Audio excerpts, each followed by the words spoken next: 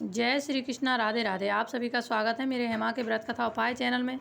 दोस्तों, आज की वीडियो में हम आपको बताने वाले हैं यानी कि सुनाने वाले हैं बुध प्रदोष व्रत कथा, यानी कि जो बुधवार को पड़ती है।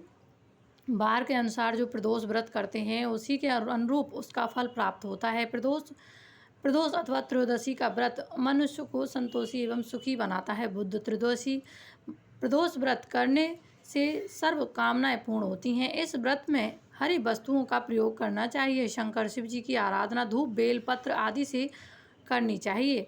इसकी बहुत ही सुंदर एक कथा भी है। बुध प्रदोष व्रत की कथा के अनुसार एक पुरुष का नया विवाह हुआ।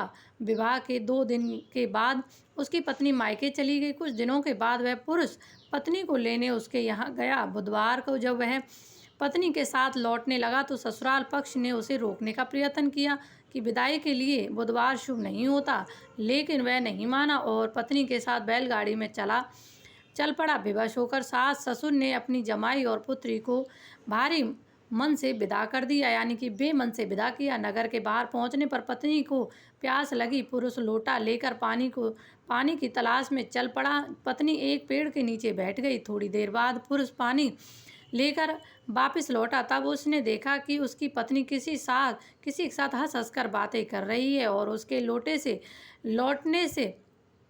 से पानी गिर गया और उसको क्रोध भी आया, बहुत गुस्सा आया। वह निकट पहुंचा तो उसके आश्चर्य का कोई ठिकाना नहीं रहा, क्योंकि उस आदमी की सूरत जो शक्ल थी उसी की भांति थी जो उसका पति था।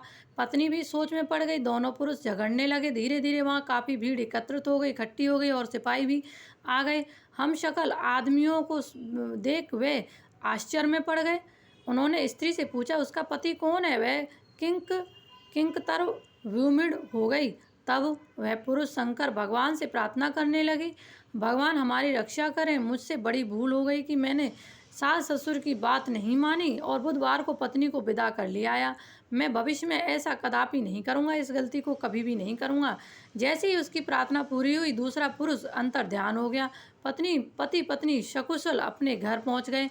उस दिन के बाद से पति पत्नी नियम पूर्वक बुध त्रयोदशी प्रदोष व्रत करने लगे। अतः बुधवार त्रयोदशी व्रत हर मनुष्य को करना चाहिए। और हमेशा कभी भी कहीं से आते हैं, शुभ जगह से आते हैं, तो बुधवार को आपको नहीं आना चाहिए। खासकर ससुराल से लड़कियां या फिर दामाद बुधवार के दिन नहीं आते हैं। ये अपशगुन माना जाता है, ये शुभ नहीं माना जाता है। तो आपको इस बात का ध्यान रखना चाहिए। लड़की कभी भी अपने मायके से अपनी ससुराल के लिए बुधवार के दिन नहीं आती है। तो इस बात का आपको ध्यान रखना चाहिए। इस कथा का यही मतलब था। जय श्री कृष्णा, राधे राधे। आप सभी को राधे राधे। वीडियो को ज़्यादा से ज़्यादा शेयर करें, कमेंट बॉक्स में जय श्री कृष्णा अवश्य ही लिखा करें, ताकि आपकी हर मनोकामना पूरी हो।